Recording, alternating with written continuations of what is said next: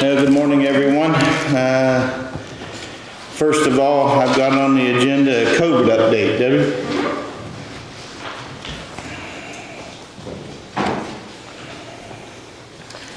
Okay, our cases are going down. The last 7 days, we had 19 cases. Positivity was 13.33 for the last 7 days. The majority of the people that are positive are ages 40 to 60, though we do have a positive from 1-year-old to 80-year-old. We are doing, having the state come down and do a strike team this week at the fairgrounds. It's going to be the 3rd through the 6th, 12 p.m. to 8 p.m. They're going to be doing testing, PCR, and the rapid. And they're going to have Johnson & Johnson, Pfizer, and Moderna. So if anybody needs boosters, they will be available at the fairgrounds. Also, the state is sending us our pediatric Pfizer, which we should be getting Wednesday.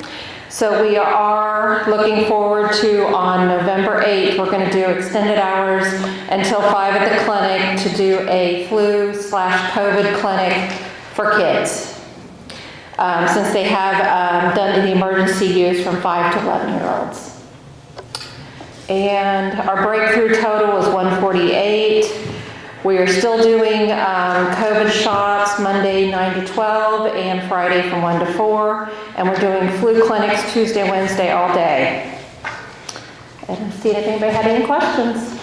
Well, I've got one myself. I've been asking, I didn't know. The booster shots, are they full dose just like was given the first, they're half dose? They're half dose. Half dose. Yes. All three are half doses? Pfizer and J&J is full dose. Moderna is half dose. Oh, okay. Yeah. Anybody else have any questions? Anybody on Zoom? All right. All right, thank you. Thank you. Larry, you're up next. Duck Creek Road Reimbursement Contract.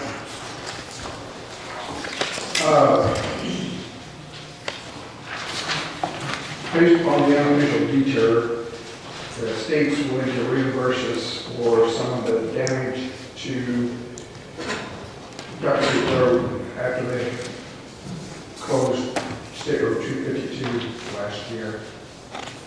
And the total amount of that is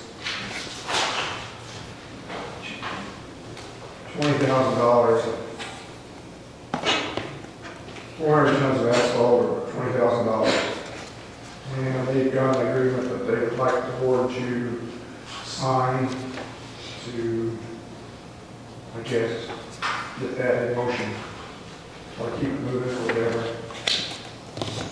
So I've got in my paperwork here, I've got that, it looks like a letter, it's on a letterhead from you, and it's got those costs. Is that the one you're wanting us to sign?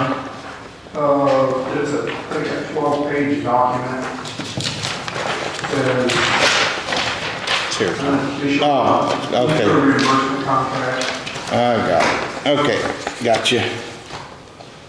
So how long is that good for, Larry? Because it's getting kind of late this year. I think you already put it down? I think we've already spent the money. Yeah, they already put it down. We're just asking for money reimbursements, what we're done. Okay.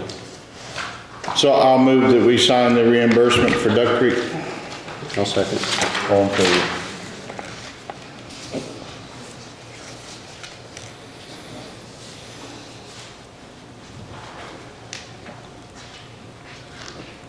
While we're in the middle of that, I can bring up another one. Yeah, go ahead. Because of the closure of 252 out here, for 4 to 6 weeks, the state's got another letter of understanding for an unofficial detour using Durrell, Walker Pike, and Cooley roads. We have another agreement we'd like the board to sign on that. Yeah, I don't have no problem. As long as they keep paying, we'll sign. Okay. You got it with you? I do have it. I'll bring it up. Yeah, you want to bring it up? We'll have a motion and we'll sign for, so I'll move that we sign the agreement with NDOT over the 52 closure unofficial detour. 252, I'm sorry. I'll second the motion. All in favor?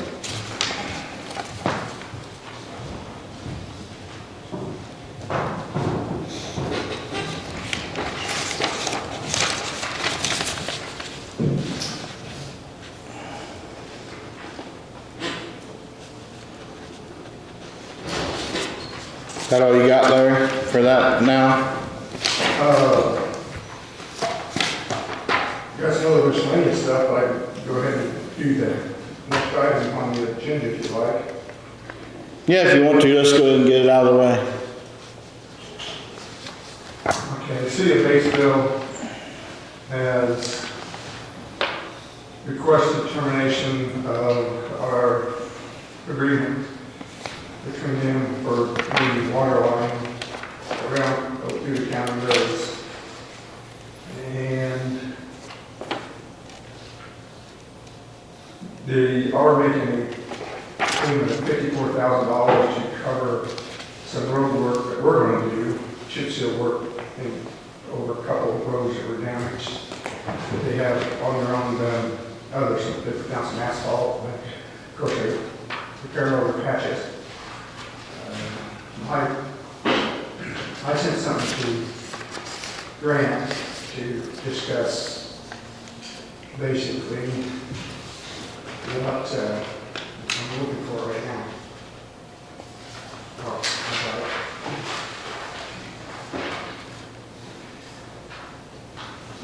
There's no real, in the contract that we signed, there's no provisions covering an actual termination of the contract. My suggestion was maybe our attorney would, maybe it's not that big a deal, but maybe he would need to draft something. There is a 1-year warranty period and there's a $500,000 performance bond that if you terminate it, the possibility that they can ask for that performance bond back, which would give us any warranty, anything to cover the warranty. Such as what? What would be warranty? Road cuts?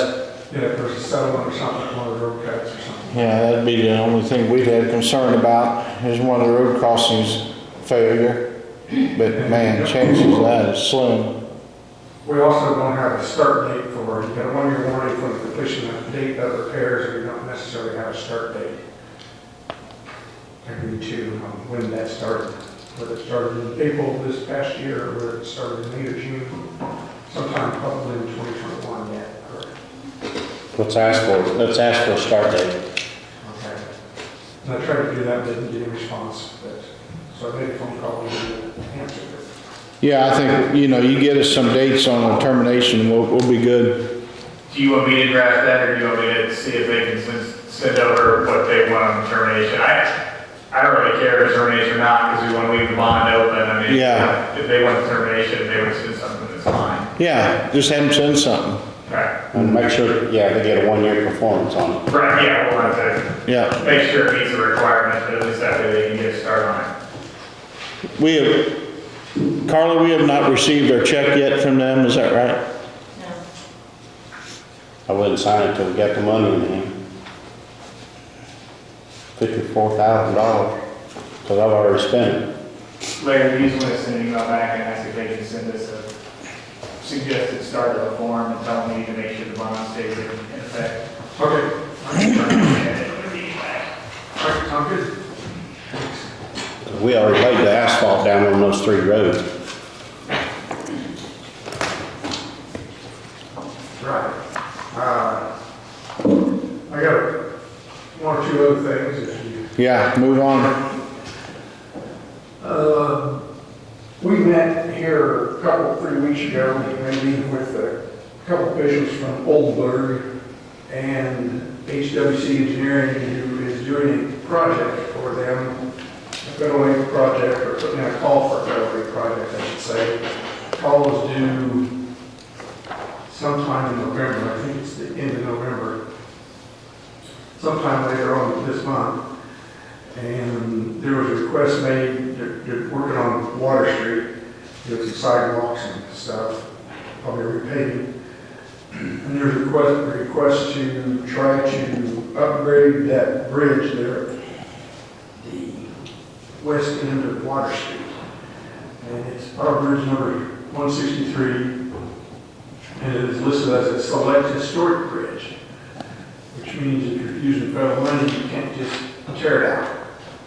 Now, I think there's a procedure you can go through to try to get them to determine that it's not salvageable, but that's not one of the proposals that this HWC engineering is coming up with. They came up with various scenarios on what you do to the structure, and what they kind of determined was to leave a portion of it in place and replace a portion of it with similar construction beams, and lengthen it about 17 foot or so to span, so you get more waterway underneath it. And to do that, their estimate was, well, they have two different estimates. They got one big estimate, so $1,300,000, I'll say. And that doesn't jive out. $1,387,000. But on their actual cost total, they've got that at $1,680,000. And then time you add your preliminary engineering, right-of-way, utility, construction, and construction inspection together, it's $2,279,000. And 80/20 project, county's portion, county or city. The city might contribute, they didn't go back, right, they want to. We've got $156,000, and the construction will be in fall of 2027. So is it too late to ask them to go back for consideration of removal of that bridge? Because I think it's too expensive to try to save it. You think it's too late for that? I don't know what would be historic about it. It's a long, drawn-out procedure. You have to go through a lot of steps. I know you do. It can take 6 months to a year to even get them to say no. It's a process. I know it is. I've seen it done. I've seen them attempted to do it. So why is it on there, Larry? Because it's all concrete. It's not like it's historic. I don't know. My thought on it was to tear it out and replace it with something that kind of would fit with the area. Yeah. Yeah. Make the concrete look like a concrete arch, or make it look like concrete blocks. Yeah, you can do concrete stamping on it, yeah. Or whatever, but that didn't seem to fly, and I kind of suggested that to the HWC guy. He just basically says being a select historic bridge means that federal highway will not fund the demolition of the bridge. Therefore, the replacement option is not applicable. So we had to either rehab, bypass, or relocate the relocation of the bridge. So, like I said, it's a long, drawn-out process. I don't know if you can. What is the sufficiency rating on it, Larry? I don't know. I don't have that in front of me. It's rated at 16 ton, is that right? I think. I think so, yes. It is. I know that is a problem. It's narrow, and Yeah. it's standard. It's not very good shape. They don't have a rating as bad as what, look at the pictures, some beams that look pretty bad shape. I don't have a problem at all replacing it. I got a problem with trying to save it. That's where I'm at. Yeah, I kind of do too personally, but that's. How many bridges we got that are worse? It's our bridge, but yet the feds want to tell us what we can and can't do with it if they, basically they just want to tell us what we can and can't do with it. Anyway. Will they help on 20%? Yeah, Oldenburg committed to helping on the 20% match. But is it, I guess I'm going to ask again, is it too late to go back and ask them that we reject the idea of saving the bridge, we want a replacement, and ask them to submit? I think they're going to run try to Okay. do anything to it. Now, you can submit the application, and then you can, After the fact? in the meantime, then after the fact, or whatever, you can try to press for it Yeah, to be able to not be a select bridge or whatever. yeah. It'll be 3 or 4 years later. I mean, it's 2027, so I guess that's almost 6 years out for construction to actually take place. And you probably have a year and a half, 2 years before you have it. Yeah, but costs will start coming in pretty quick, won't they? I'm Like sorry. for preliminary engineering and stuff, those costs will start coming in. The minor costs. Yeah, as soon as they start doing some kind of design on it. Yep. And then the question becomes, I mean, it's HWC engineering, nothing says you have to utilize them on the bridge. You could let a different consultant, if you wanted to, do the bridge design. You probably want these guys here to at least submit the application, but when it came time to actually go through the process of PE and that kind of stuff, you might have worked with somebody different, it's possible for it. So today you're asking for us to give our blessing for the I guess proposal? for the continuation of the project, I think, yes, you have to say up to that dollar amount, Yeah, even though it's not, to me, it's way too much money, but then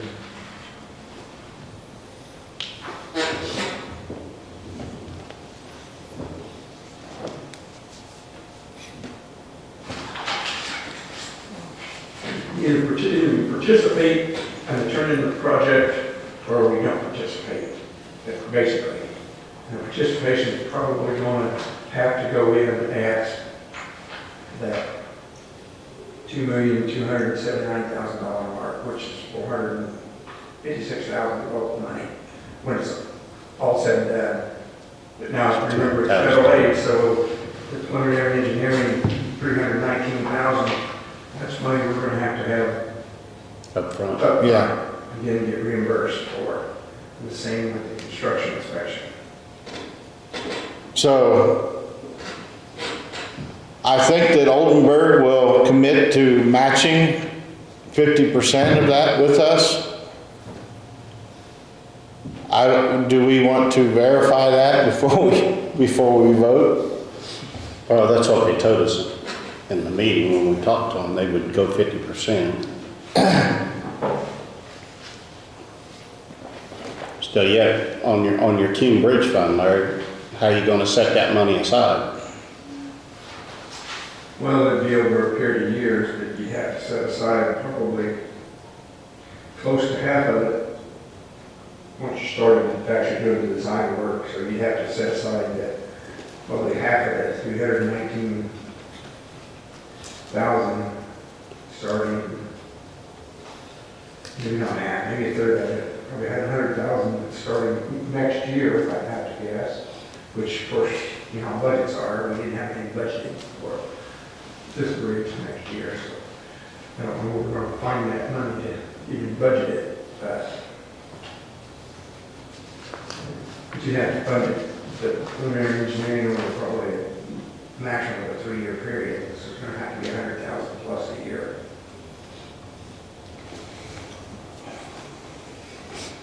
But there again, like I say, it's a federal aid project, you have to get, that has to be awarded to the local agencies, and then we have to go through a process of determining who's going to actually do the engineering work. Yeah.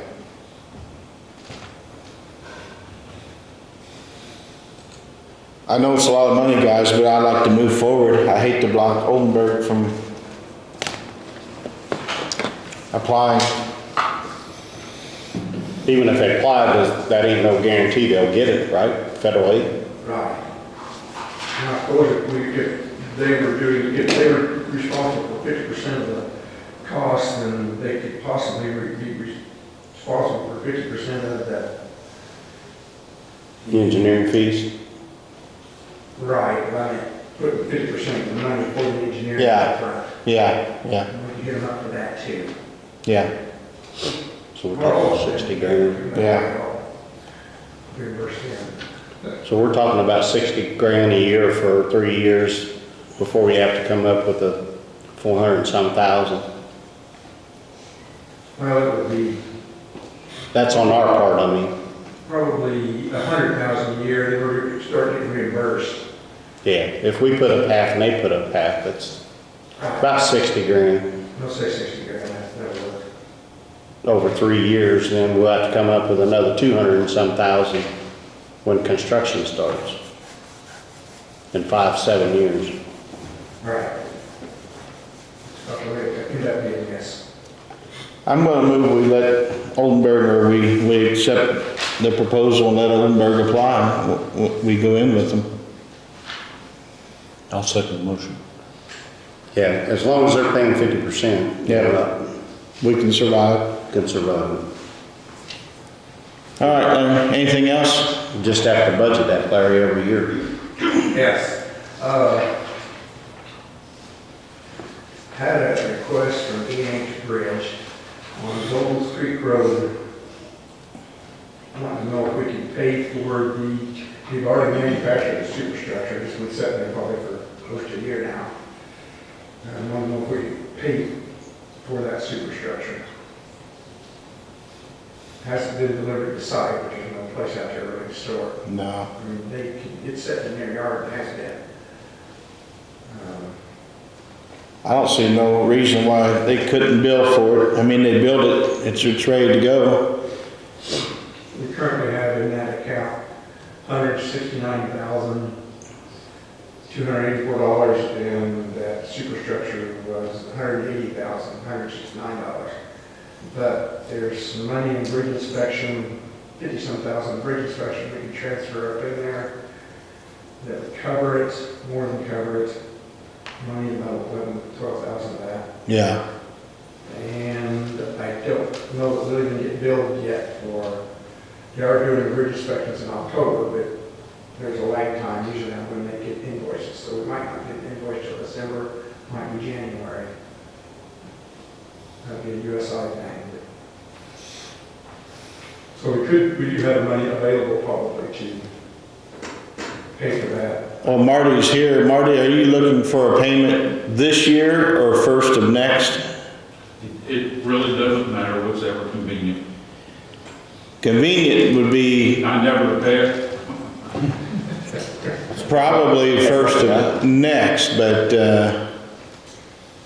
we might make it this year. I don't know what we put in for Gold Creek next year in our budget. I don't have that in front of me. So this money will disappear at the end of the year and have to be reappropriated. Yeah. So we might be better off to pay it this year. My thought. You send us a bill. Let us work on it. I would agree to that. I mean, if we got the money in there, Yeah. might as well use it and pay for it, because if not, you'll have to have council reappropriate it. So, That it? You done with that one? Yeah, we're done with that one. He's gonna send us a bill. Okay, Bridge 42, there was a request for a price to receive the concrete deck to use a steel grated deck. And I've got a quote from NH Bridge for that for $145,893. And I think, I don't have the number, that graph that broke them out, the superstructure of concrete. I know it was 168 and 186. It was right in there someplace, but I don't have that figure in front of me. I know it was more than what the NH Bridge grading was. Is that something you guys want to discuss now, or? I think I asked Derek before, didn't I, Derek, to go ahead and do the steel grade? Yeah, no, this comes down to the engineering of the, I guess the substructure, the end walls and stuff, so we can put that deck on top of it, so. Kind of like we did at Gold Creek, just be able to do that type of same thing, so. Save some money, save a little bit of money.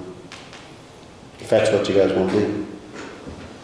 Well, that's a really low traffic road. I mean, a steel bridge will work fine there. I think if we could save 20 grand, we need to save 20 grand. That's what. I agree.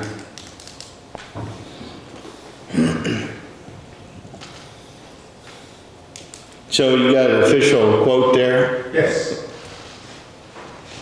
So I'll move to approve E&H Bridge for Gobles Creek, the superstructure for $145,893. This is Bridge 42. Oh, 42, sorry. On where? Snell Creek. Snell Creek. Oh, that's Snail Creek. Yeah, that one was closed. Okay, I'll second Tom's motion. 42. All in favor? All right, I think I've bothered you long enough. Thank you.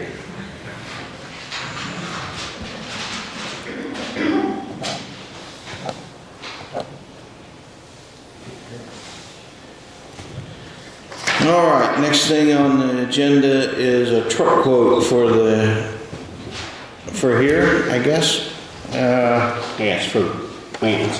For the maintenance guys. Yeah. So I went to Don Meyer and they've got they're using their government bid quote. I got a quote for a 4-wheel drive, half-ton. It's $37,485. And I think council approved up to 40,000, is that correct? That's for 22, the budget of 22. Yeah, and I'm sure it'll take, it's gonna take a while. 3 months, 4 months. Yeah, to get it in. I'm using a plow from the highway. So we've got a plow at the highway we've used it on the mechanic's truck from time to time, but it's not needed. We don't need it. So that'd be my suggestion you bring up. We'll probably have to buy some brackets for that truck, but buy brackets and use that plow. Then they'll have a plow. They can plow the parking lots. Yeah. Here and over there. Yeah. I say go ahead and order the truck for that $37,485. That's a motion? I'll second it. All in favor? Thank you. Sign that, yeah. Faye, have you got an email for Don Meyer? No, I can call, get one. Yeah, call him and get one. Talk to, his last name is Jerry Sebo, I think, is the salesman I talked to. Okay.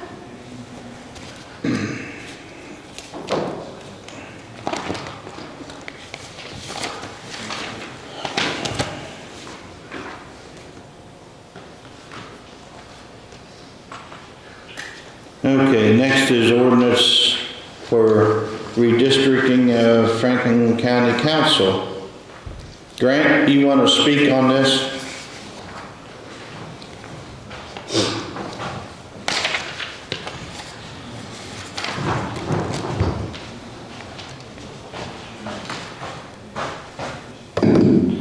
So this comes up on the, after the census, the first time you have the districted council seats come up for election, you have to redistrict. You're supposed to have, there's requirements, you're supposed to have contiguous districts with less than 10% population deviation amongst them.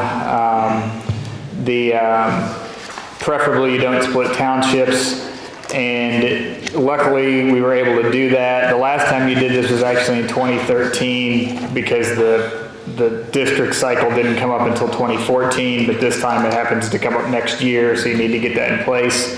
What it comes down to is, well, the cause of it is over on the western side of the county, the population went down in the northwest part of the county and went up in the southwest part of the county, so we had to do some rebalancing over there to get things to work out.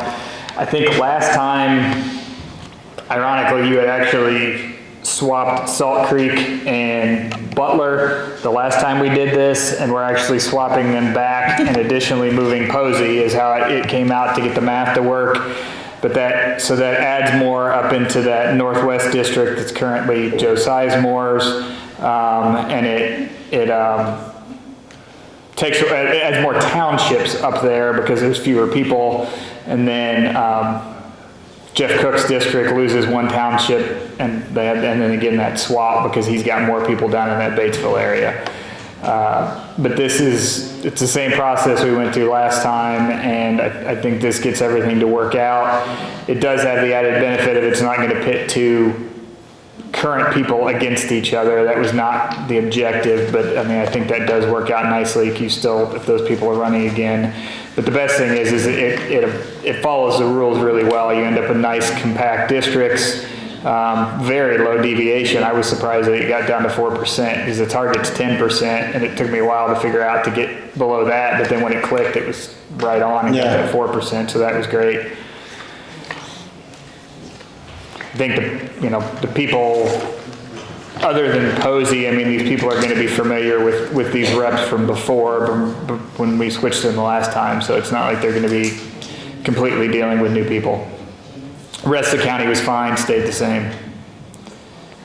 I don't think we have to do anything with commissioners. I'll double check that. Your election process is different since the entire county votes on it, so it's a bit of a different setup. I don't think anything has to change with it. I'll make sure if we do, but we still got, until the end of the year if we have to get something wrapped up.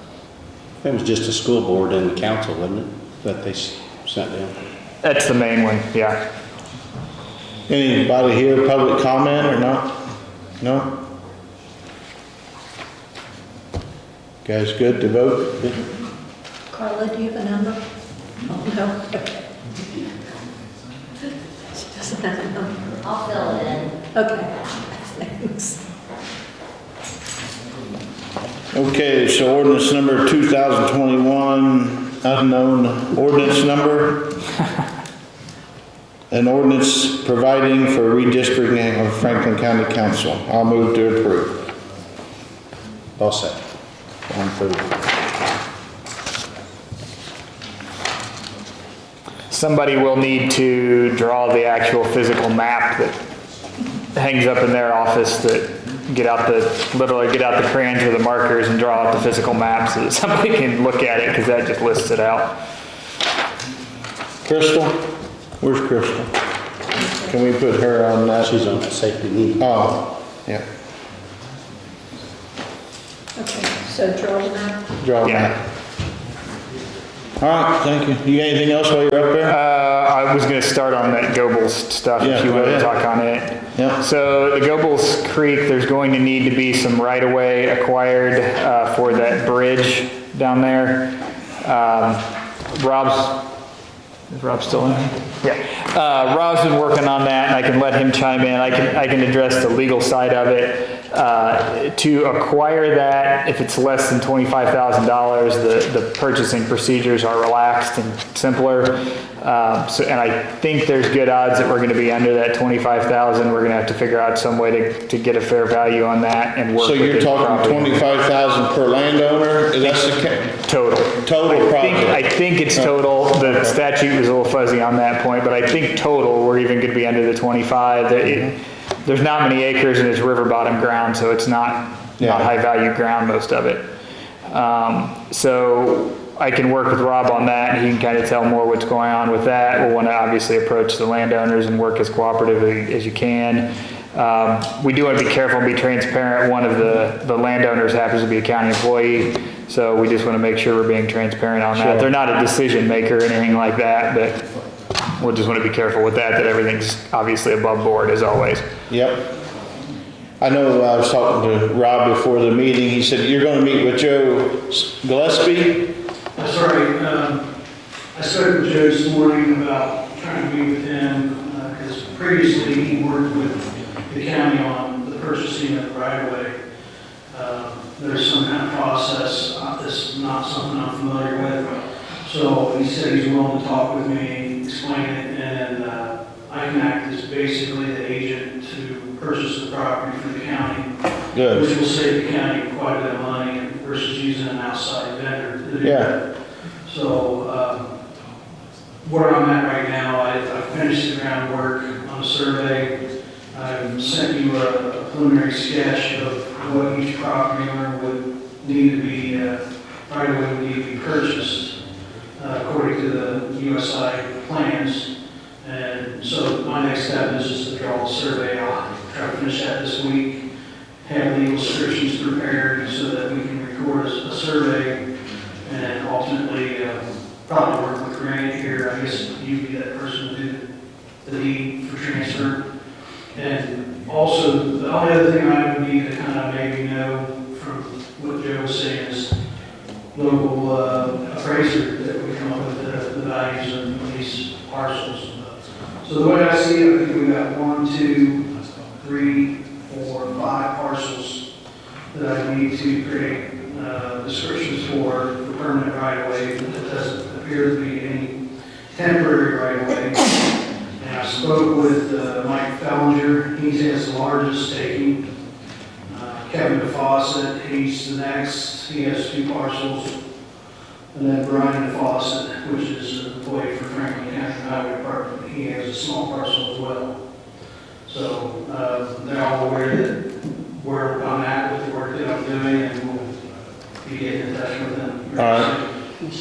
Yeah, if we clear that 25,000, there's a drawn-out process that we have to go through with 2 appraisals, and you can't buy for less, or you can't pay more than the average of the 2 appraisals, I think, and there's a hearing process and a bunch of stuff you have to go through. So if we're under that, the good news is it'll probably save you quite a bit of money on all those headaches. The bad news is the process is not described well at all from what I was initially seeing. So I think we just have to be reasonable. And I think probably Rob's right. The best is to get an appraiser in there and then work with the landowners and try and come up with a fair price on this.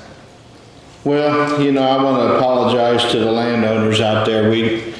I think we set a goal for getting a bridge in there this year, and I can see at the pace that our government moves, it's not going to happen.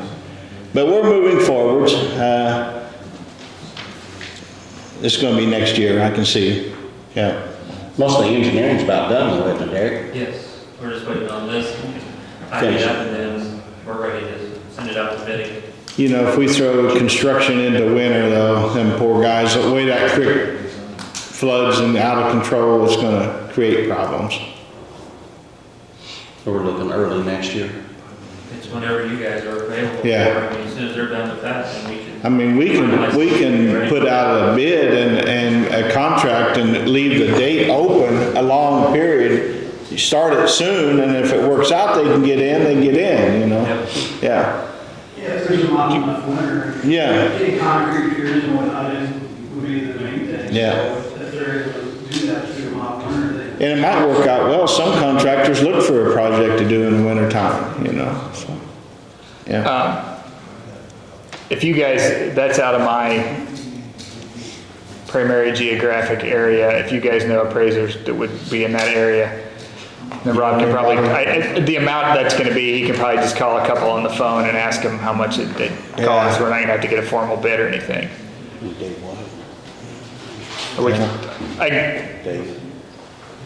We can talk to Wilson.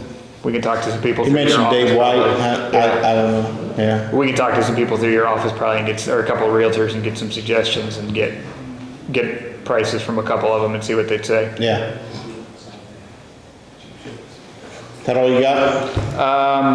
What was the next thing? I thought it was me too. The payroll termination? Yes. So I was asked by the auditor's office to make an amendment on the handbook, or to draft a proposed amendment on the handbook dealing with these their elective non-employer sponsored benefits, that they're not something that's in the formal package, but they're things that have been given optionally in the past, some supplemental insurances, things like that.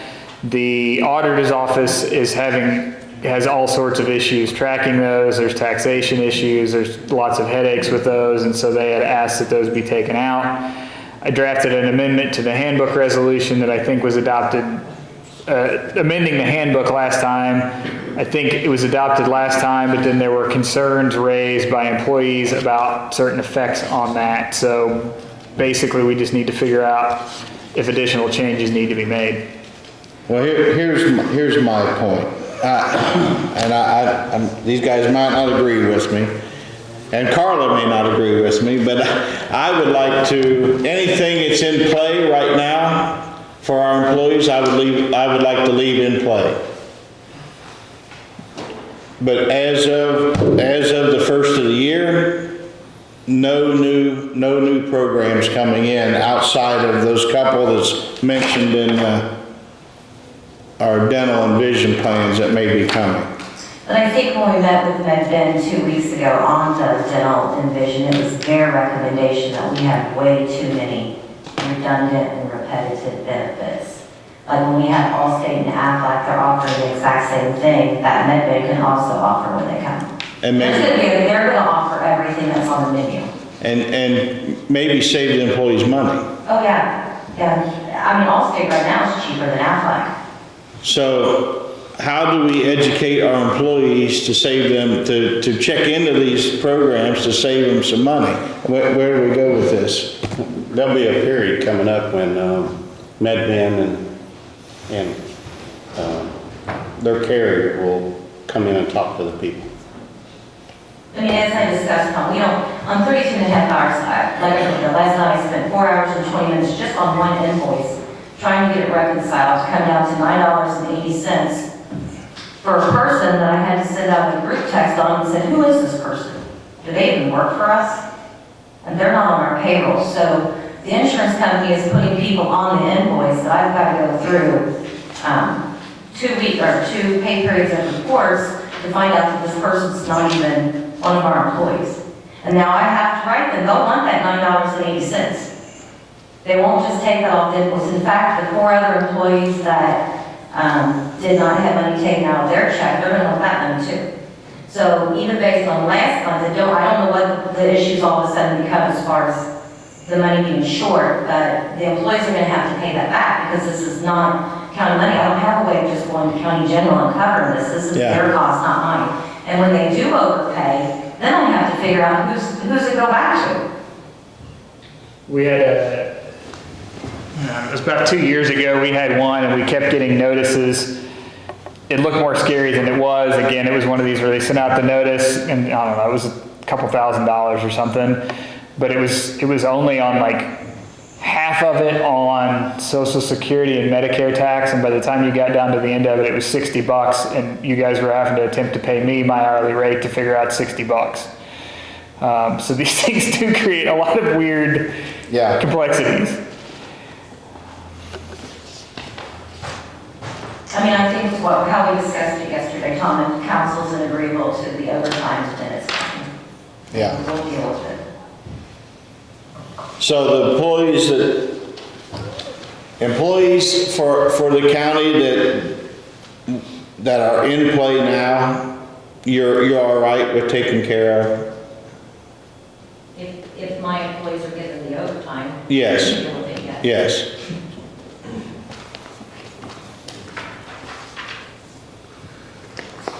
So the ordinance that you guys signed at the last meeting, we'll leave it in play? Are we good with it the way it is? I don't know, will we have to rescind that grant or if I would it's gonna say, if you want to go to what he's suggesting, I would change it to say that no new new benefits. benefits basically would be created. I've got grandfathering, that's what we could do. I've got grandfathering language for Hoosier Start, which is an older program that apparently some people are in. I basically would roll all of the old programs into Hoosier Start based on what you just said, if that's what you end up wanting to do. That's what I would like to do. I mean, I would like to educate our employees that, for sure, that them programs that they are in, if we can save them money, we need to do that and get them into MedBed. But sure as I'm sitting here, there's gonna be somebody that won't change. You know, they're gonna like what they have. And we'll, you know, I guess I'm just asking that Carla can take care of it, you know. I don't wanna mess with our employees. Well, I think hand, if you remember a couple years ago when Eric Roberts suggested an insurance fair. Yeah. And that's when the door was kind of like open and that's how all the multiples came in. And I understand what I heard from the employees is that when we bring in somebody for an insurance fair, that they say that is sanctioned by us.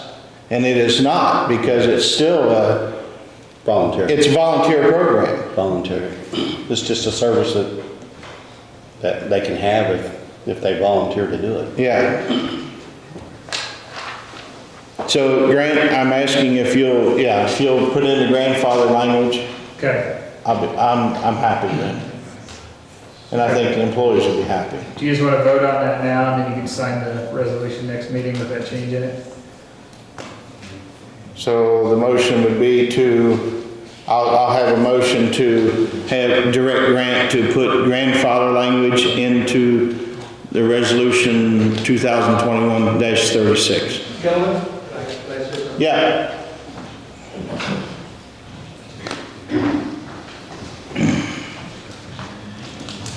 The only thing I would add to that, I'm going to be hiring new people, this year, next year, the following year, if they aren't given the opportunity of some of these programs that are in place right now. And hopefully with the new program, the new insurance, they'll have that. But Hoosier Start, if they're not part of Hoosier Start right now and I hire somebody next year, will they be able to get into Hoosier Start? I don't think anybody new can get into Hoosier Start. That's just my understanding. I really don't know a lot about it. I've contacted a regional representative for Hoosier Start. I've been in Hoosier Start for 30 years. It's open for public employees, not state employees or police officers, public employees. The good thing about it is it's a program that is managed by the state, and folks can put in an amount in there, and it can be managed by that state, and it's by the state, and it's supplemental retirement. I mean, we want to make sure we have this for our employees. We want to look after our employees because we want to get new employees coming here with these different programs. If you donate or you put in there $15, $20 a paycheck, you don't miss it. And after 25, 30 years, it's a supplement to your retirement that's there. It's in place. Now, I have people in place right now at the Sheriff's Department that are doing that. So what I'm hearing is, if I hear anybody else in the future, they can't be part of that program. I like the program. It's sold. So Carla, do you have problems with Hoosier Start? I wouldn't even know how to tell you to sign up for it. We don't have anything to do with that. You said you. Just take it out of the check and mail it in. For it. Carla, if it's, I think maybe they might have got it from the commissioner's office years ago, I'm not sure. It's managed by the auditor of the state of Indiana. State of Indiana. Yeah, but PERF is public employees too, so you can, what is it, 1.5% or something like that? There's a max amount you can put in there, and the best thing about it also, part-time employees can do it as well. It's something we can give across the board for everybody.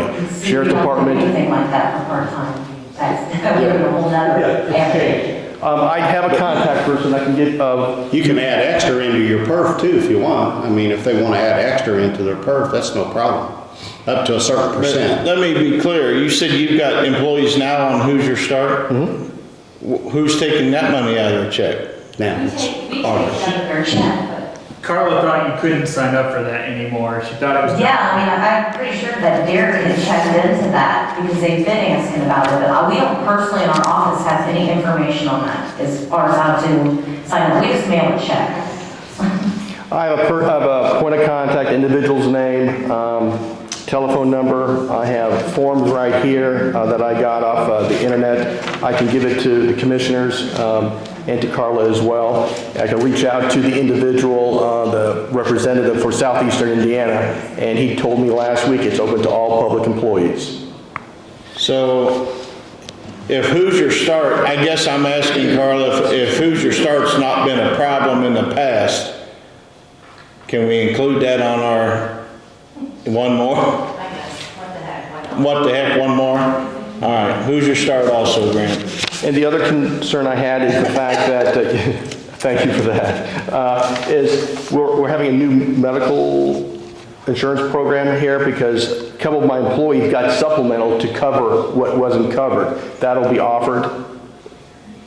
no, dental and I were talking about adding people. Okay. It'll be a voluntary basis. It'll be a payroll deducted, but it's a voluntary basis. Oh, I get that. I get that. But, we've had, Liberty Mutual came in, and I had an employee who's been on there for 14 years for a particular right or a particular thing that has been taken out for 14 years. So what I'm hearing is that's going to stop? No. No, that's not what they're saying. That's what I spent 4 hours on last night. Yeah. Liberty Mutual's really bad about their bill. Their bill's always messed up. Okay.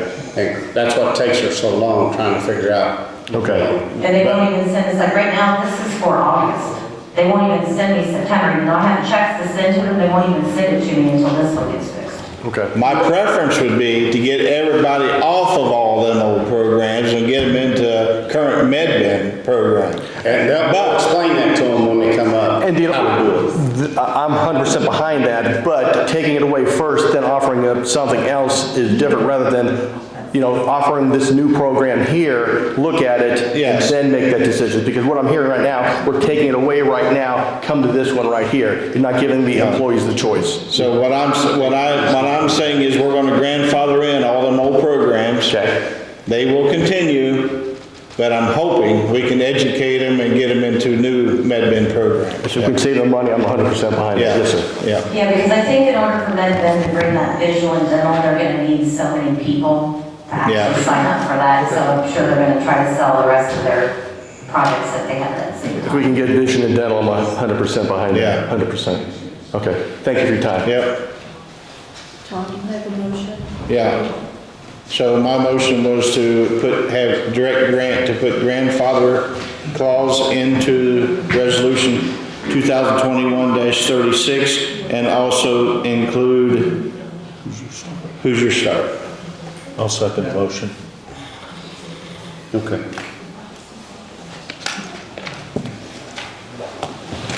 Do you want to skip down to number 11 since those are employee things and this is just kind of...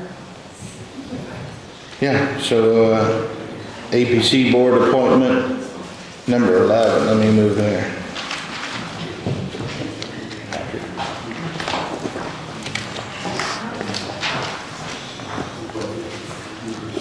So I was in contact with, Connie Rosenberg.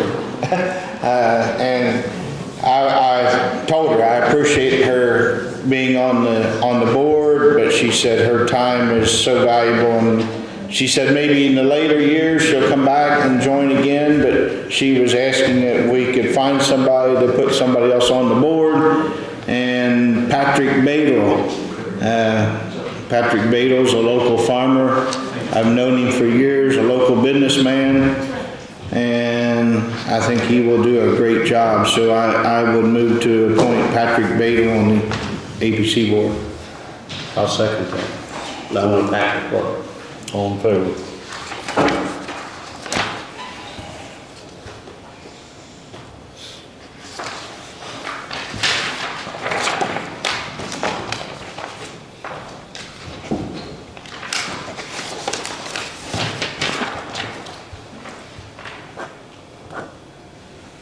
And the next thing is the GIS contract, and if we go on to number 12.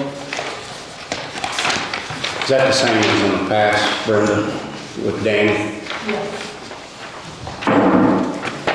I make a motion that we sign a contract with, for the assessor's office to have partial splits done through Dan Chadden. How much is it? $350 Month. a month. I'll second the motion. All in favor? Yeah, this one.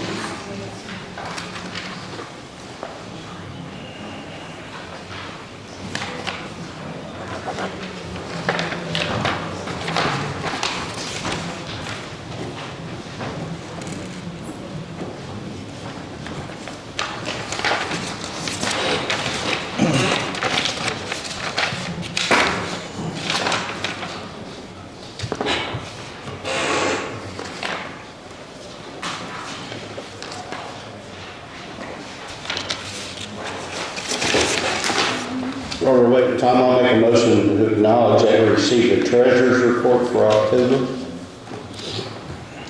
I'll second the motion. All in favor? Sorry.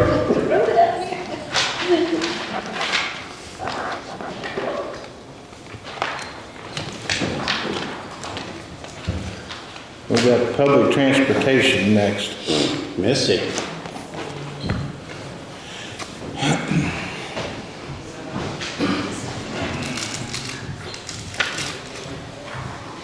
Do you need the original to sign? Versus the copy I sent with you?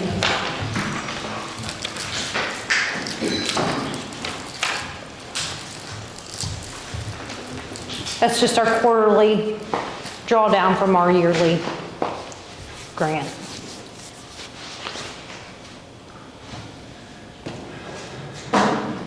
So you got, let's see, current request, the CARES fund is $102,645. That's what we're signing today? Yep. I'll move to approve the transportation grant. I'll make a motion, Tom, sign it. Yeah, there you go. All in favor? Or, I'll second. You second? I don't care.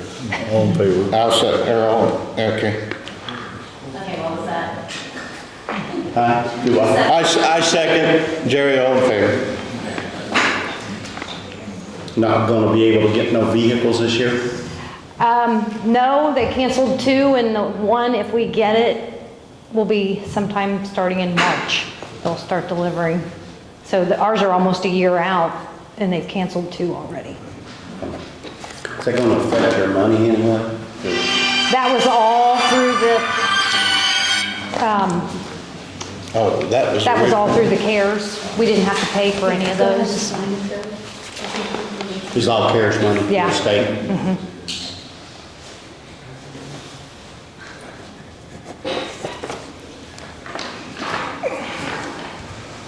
That all you got? That's it. Very good, thank you. Quick and easy.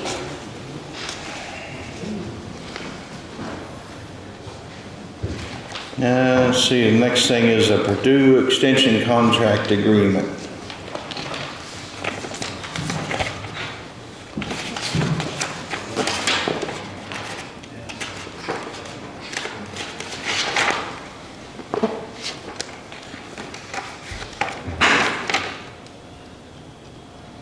Anybody here? I don't think so. And then here's the, so it's right here.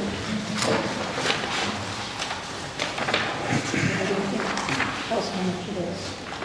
Is this for 22? Yeah, January 22.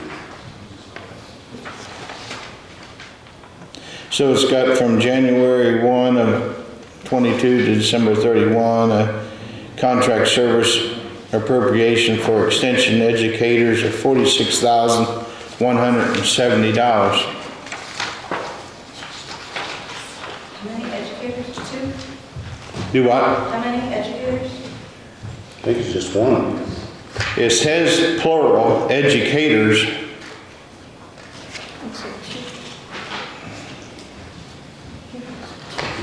You see 2 somewhere, Faye? On the back page where you sign it, says, in exchange for payment.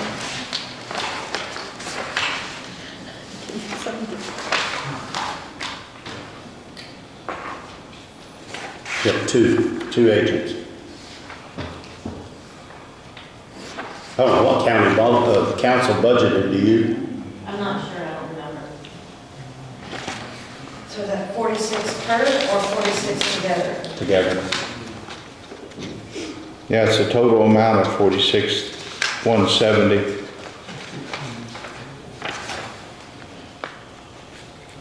Do we need to check council's appropriation first, or they? I'm sure they at least did that much. I mean, it used to be a lot more than that, so I thought that was for one, but Used to be about 90 grand, didn't it? I know. I'll make a motion to go ahead. I think Tom signs it. Tom signed a contract with Purdue for 2 extensions. I'll second it. All in favor?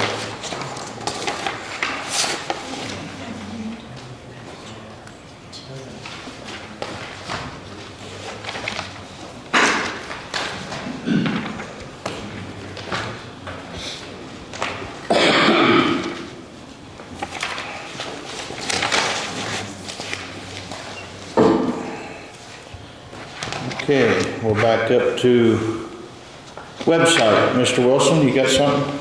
Yeah, we've been working on getting a new vendor for our website and actually create a whole new website. And that's more user-friendly and easier to work with. So we've talked with Dan Ball and to do a contract. I don't know if Grant had a chance to look at the contract or not yet, but we would like to go ahead and sign a contract with that so we get the website built.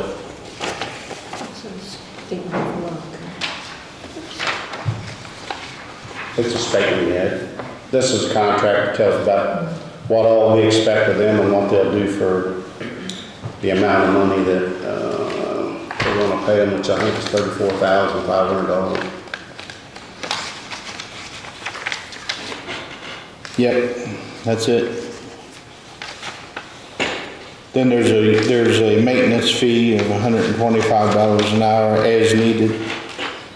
I think that's after the first year, isn't it? Yep. If needed, he said we shouldn't need much. Well, it's so badly needed. So I'd like to make a motion that, Tom signed a contract with them to get this website developed for $34,500. I'll second the motion. All in favor? And what are the dates of the contract? The dates, like the beginning and ending? It should begin here next month, I think. And it'll be for at least a year. Yeah, you go on other counties' website and then look at ours. It's sad. So will it not be functional then until next year? Is that what the plan is, or when will it go Sign live? one Now, that's for the, as soon as he starts building it, it's gonna take a little bit of time, but we should, I think we can still use the old one. yeah, you can still use the old one. Everybody needs to continue to put their stuff in it so we can transfer it over. Do you guys have anything else for me? Thanks, man. Okay. I don't know anything. All right, Frank, you take off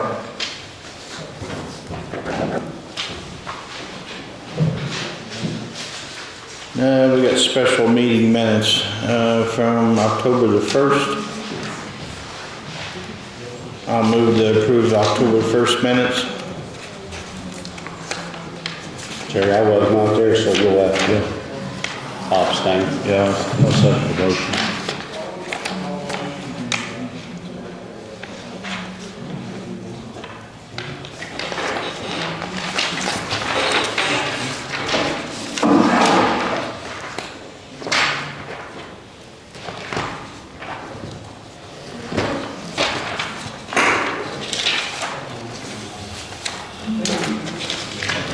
And we got claims, payroll. So we got claims of $336,776.65. I'll move to approve. Second. All in favor? And payroll deductions, $193,681.01. I'll move to approve. I'll second. All in favor?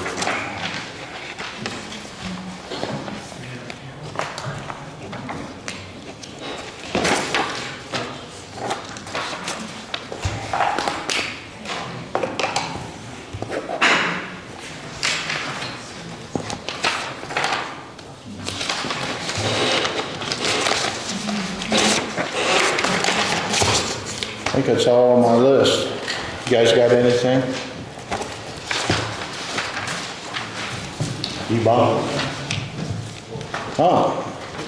Yes, sir. Two things. First one, the PA system seems to be working better than any time I've ever been here, so I don't know Good. if there's been changes or not, but whatever has been done, it really I think works you well. guys continually work on it, don't you? This is the best. Yeah. And the second one, I know the wheels of government work slow, but I would ask if there's anything that happened with the ability to get in the creek and fix the problem on Pipe Creek. I know nothing. Haven't heard that. I mean, the only thing I know to do, Bob, is apply for a permit to get into the creek and try to shore it out. It's not my creek. I know. I said we would have to do that. Oh, That's, so my question is, will you do that? yeah, I think I mentioned it to Larry, but I don't think Larry was too hyped on it. They won't prove anything. Well, that's pretty much not a real good answer. We can apply. Larry, will you do that? Will you apply? Apply for a permit? I think we owe that to the landowners to apply for a permit. Well, it's just not the landowners, it's everybody in the county that keeps having to put the road back every time he roads away. I don't know if the public ever knew the answer. We had a meeting. Was you was not at the meeting when I called in IDEM and the Corps and DNR? No, but I was down there and sent pictures in and stuff, so I don't know, I've not heard any response. So I gave them the example of Pipe Creek. I said, here we go. We got to get in the creek to fix the problem. It's eroding the road every storm. They sat there and looked at me, and I said, what should we do if we can't get in the creek? They said, move the road.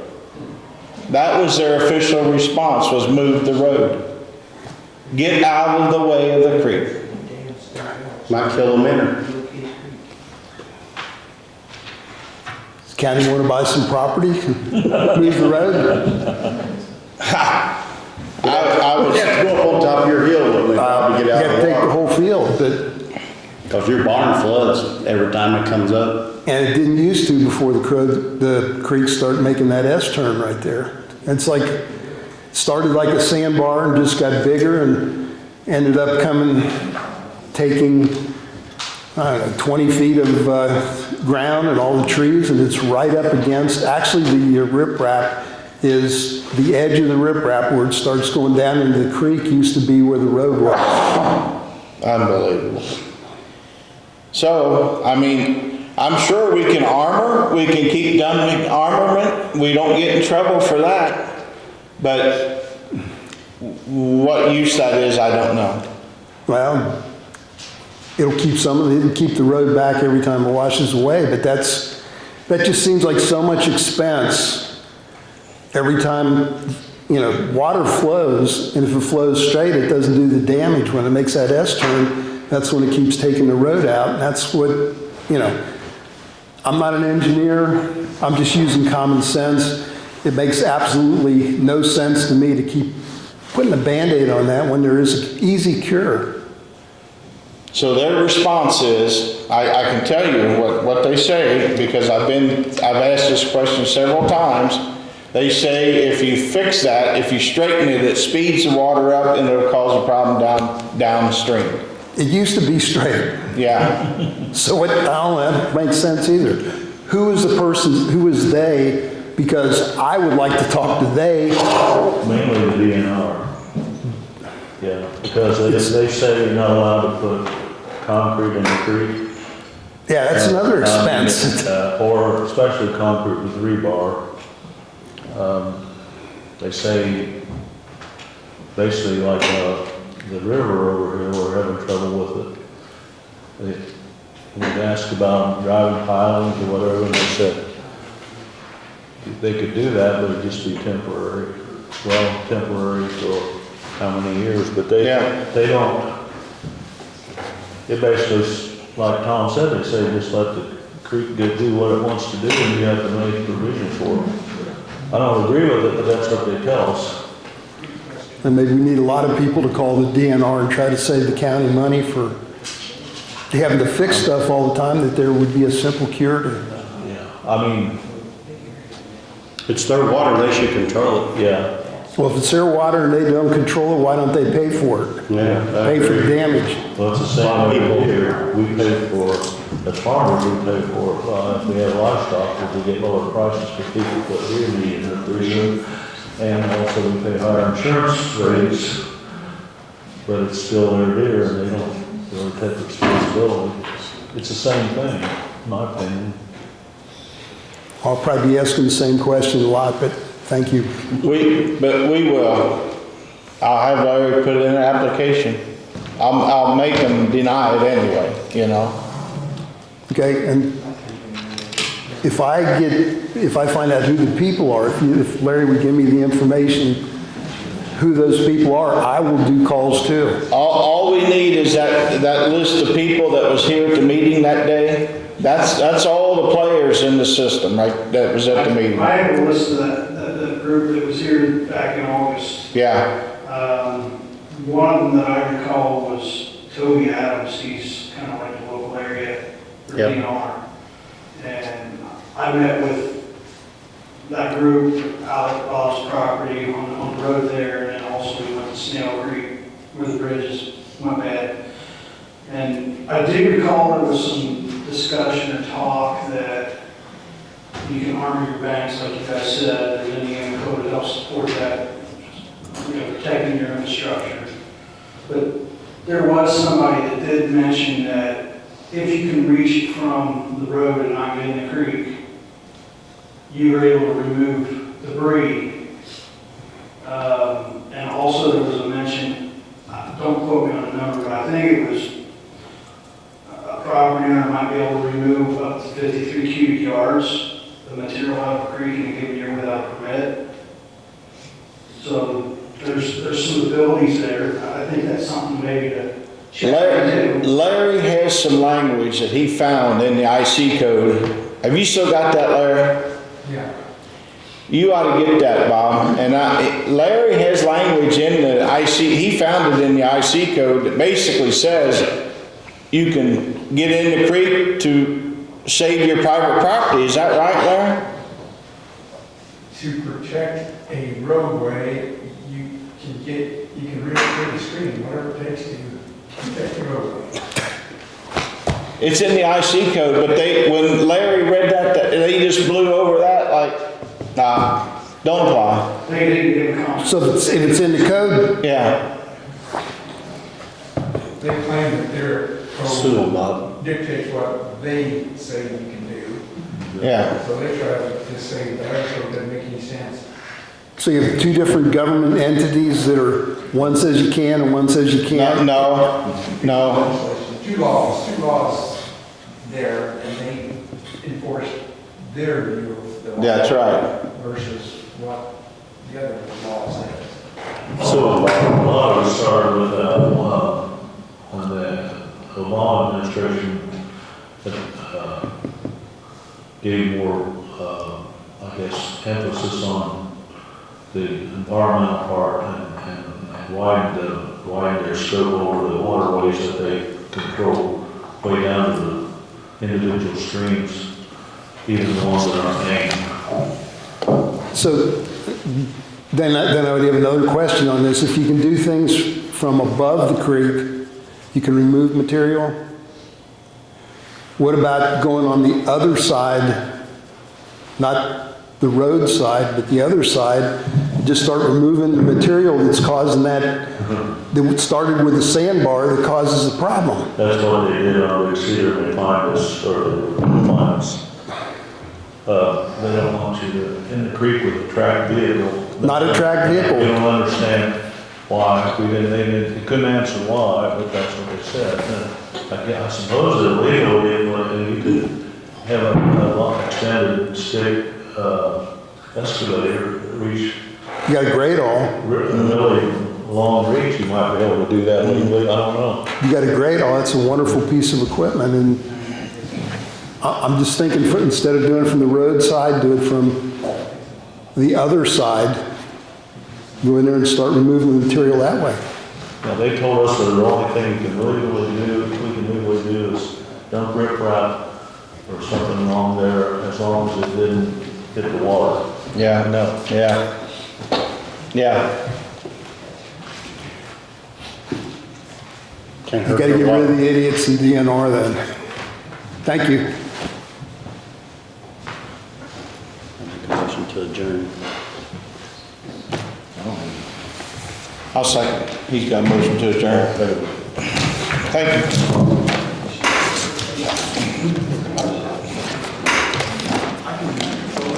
Bob said.